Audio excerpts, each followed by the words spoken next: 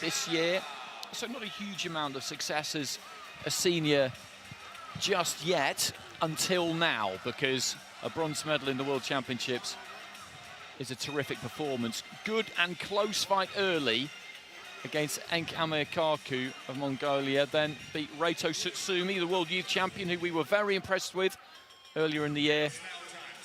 Then Rohit Moore, and then Edouard Savin, who got past in his quarter-final. So this is his 5th fight.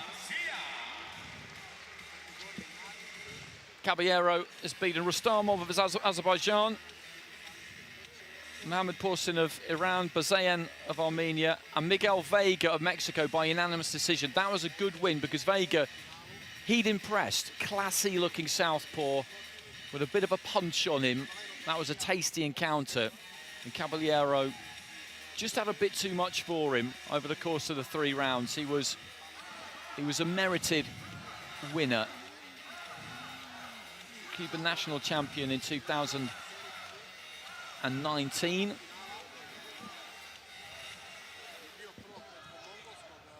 Gold medalist in the Pan American Games that same year with a victory against Duke Reagan.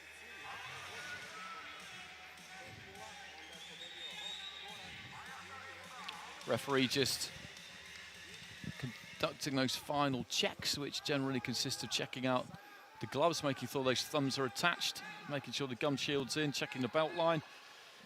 Touching gloves between the pair of them. So in the red corner, we have TEMIRZHANOV of Kazakhstan, and in the blue, we have Caballero of Cuba. You see the height difference there between the two of them. TEMIRZHANOV is the bigger of the two. I thought it was a very close fight against Savin of the Russian Boxing Federation that he had in his quarter-final. I thought Savin actually maybe picked his punches a little bit better, but TEMIRZHANOV was on the front foot and the judges went his way. He did impose that physicality because he's big at this weight. He did impose it fairly effectively. Darting jab down to the body there from Caballero and closes the gap nice and quick. Rapid feet.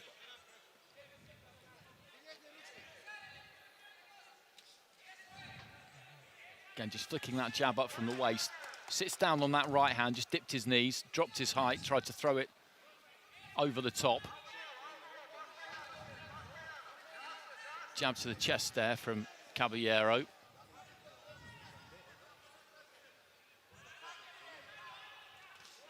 Looking for the 1-2 there, TEMIRZHANOV. Then launched into the lead left hand, but that was well blocked by Caballero. That's what Vega found. He can punch Miguel Vega, as I said, but Caballero's defenses are good. The upper body movement's pretty good, but the glove positioning is just as important for him. He catches a lot of shots. Right hand to the body there, though, from TEMIRZHANOV as we hit the midway point of the round. Just tilts to his left before throwing the lead left hand there. Caballero takes those feet out very, very well. This is a good fight. They're both just looking for openings here. They're working hard, just trying to see what they can draw from their opponent, what gaps they can find. There's a point and a purpose to pretty much everything that's being thrown in here at the moment inside the final minute. Not all that much has landed clean. Nice little left to the body there from Caballero. TEMIRZHANOV, though, really dips those knees and shoots that right hand straight through into the pit of the Cuban stomach. Looking for the uppercut there from TEMIRZHANOV. Not sure if that landed absolutely on the target, but it was pretty expansive. Maybe fancies his chances of timing Caballero on the way in. Caballero's right hand just got tangled up in TEMIRZHANOV, so again just goes down to the body with the right.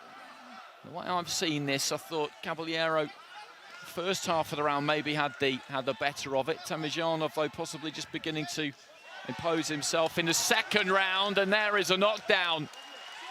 Well, just as I said, he was beginning to impose himself. He provided tangible evidence of it. Rolando Acebal outside the ring there, I don't think feels that was caused by a clean punch, and we'll have to have a look because we couldn't really see it from here because it was the far side of the ring, but it did seem like a kind of half and half round up until that point. Yeah, I would agree entirely.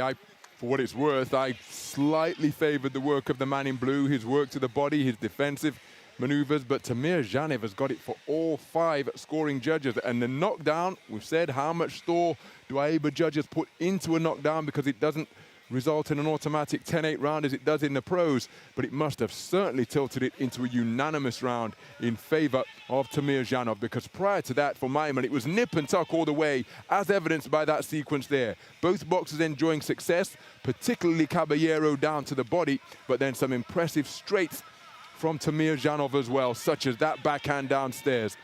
Terrific round of boxing, contrasting modalities. What a 6 minutes we have in score. TEMIRZHANOV sweeping the first unanimously after the knockdown. So he's got that advantage heading into round 2, and now Caballero has got to do something about this. But at this kind of level, as we've seen so many times, you can't just go gung-ho in the second round if you've dropped the first. You can't just walk forward throwing punches without a plan. You'll get picked apart if you do that. That is a surefire recipe for losing the second round and then finding yourself really out of the race before it's even nearly over. TEMIRZHANOV looking for that right hand. Again, just throws it down to the body. He's got a long reach. What's good about him is that even though he is big, he is muscular for this weight, he's not a headhunter. He'll go down to that body. Look for a jab to the body there. Didn't quite manage to land that one. Left to the body there from Caballero. A minute down in round 2. Caballero is more on the front foot in this second round, trying to increase the pressure really on TEMIRZHANOV. TEMIRZHANOV just looking to try and get on that jab. Doesn't really jab to land it necessarily. It's not really a weapon. It's more of a rangefinder, a distraction, something to set up that right hand. Leads off with a left hook to the body there. Caballero trying to work his way onto the inside. TEMIRZHANOV just wrapping him up with those long arms midway through round 2. Referee warning him about the head. TEMIRZHANOV, that is. Caballero again just trying to launch that right hand from the outside. Shaping with the right there, TEMIRZHANOV threw a couple of punches and might just have got there with the left, a little sneaky uppercut as he took a step away to the right here, and he just seems to be growing in confidence here, TEMIRZHANOV. Chopping down with the right hand, but didn't really land it. He's backing up a bit in this second round though, and as I say, in terms of clean punching, it's been quite similar to the first. I think TEMIRZHANOV has picked his better than he picked them in the first round. I do think that knockdown at the end of the round possibly did have a significant bearing as we head into the final 30 seconds here. Jabs up to the body, throws a right hand downstairs at almost exactly the same time there. TEMIRZHANOV sets his feet and throws the 1-2. Caballero is very difficult to catch clean. So TEMIRZHANOV, remember, up on all 5 scorecards at the end of the first round. Caballero with a left into the body. TEMIRZHANOV working to the body with a rapid 4-5 punch combination there. The bell goes at the end of the second, and they both kind of claim it as they walk back to their corners, and it was tight again. For what it's worth, I think this man's going to be disappointed, the man in blue, because I thought that was TEMIRZHANOV's round, but how will the judges see it?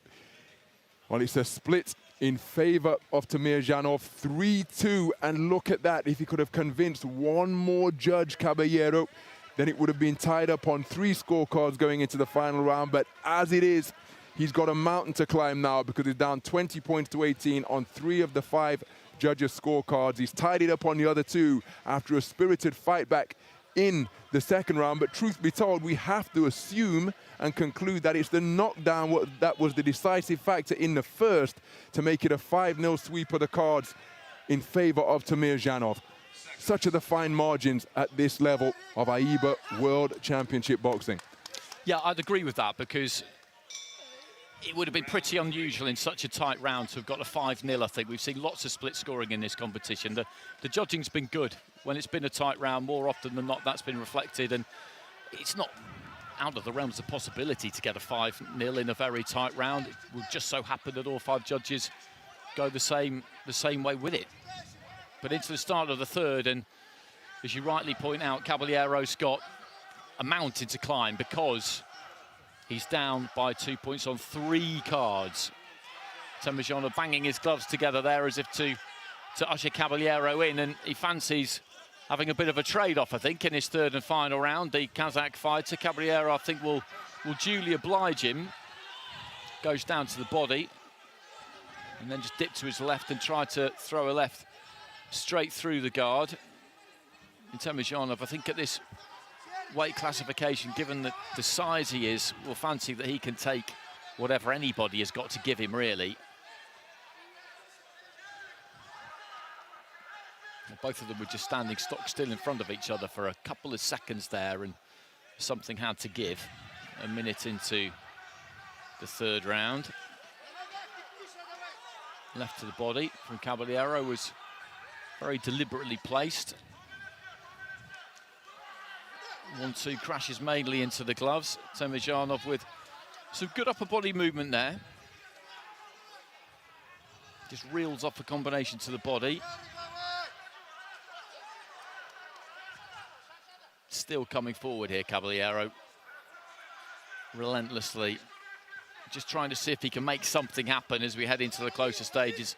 Increasingly, that big catapult overhand right is what he's going for. If he could land that, then that's the kind of shot that could possibly turn this around, because he needs 10-8, so he needs something pretty electrifying in this final round. You can get a 10-8 by dominating around.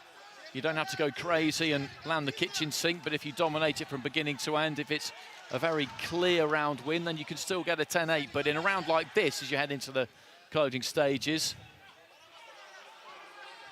you really need a big single shot. You really need to badly hurt your opponent, and it's difficult to see him being able to manage that at this stage. But it's been a good fight. Again, this has been a good fight. The tempo, the work rate from both has been very, very high.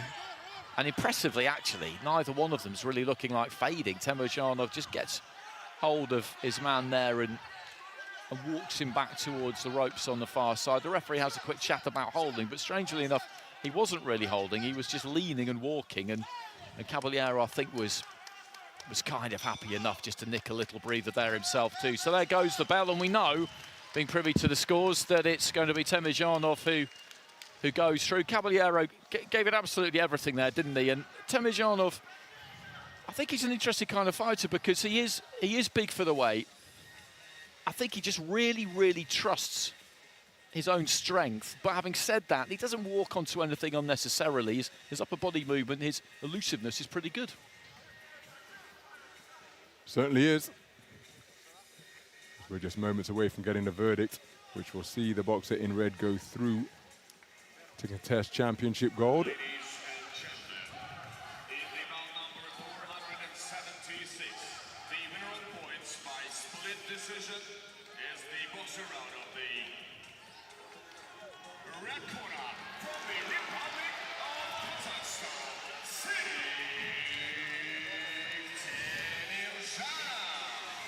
TEMIRZHANOV. Well, TEMIRZHANOV gets it by split decision, and it's 3-2, which, if you look at the results sheet, you will think that that would have been an absolute barnstormer, and going down to the very final round. It was a very good fight to watch, but those 10-9s across the board in the final round there from Caballero are what has turned this into a 3-2, because TEMIRZHANOV had a significant lead going into that final round, and he goes through to the final where he will face Jamal Harvey, which is just another tremendous matchup. Caballero worked really, really hard in that final round, and the judges went his way with it. Again, I didn't think there was very much in it, to be perfectly honest. So that takes care of business in the featherweight division. Next up, we've got light welterweights, Turkey against Scotland, and then Cuba against Armenia.